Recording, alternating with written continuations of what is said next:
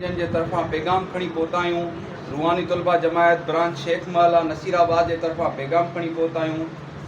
त पैगाम अचण जो मक़सदु इहो त हिकु असां पाण जी इस्लाह कयूं ऐं हिन जेको हलंदड़ दौरु आहे उन जी इस्लाह कयूं।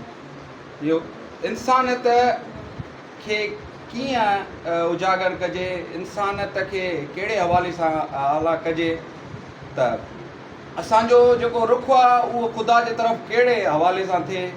तव्हां सभिनि दोस्तनि खे ख़बर आहे हुज़ूर क़िबले आलम जो पैगाम निरालो पैगाम आहे ऐं हिते पाकिस्तान में छा पूरी दुनिया में पूरी कुंड कुर्श में हुज़ूर क़िबले आलम जो ई पैगाम जारी ऐं सारी आहे ऐं इंशाअल्लाह ताला ता क़यामत ताईं जारी ऐं सारी रहंदो।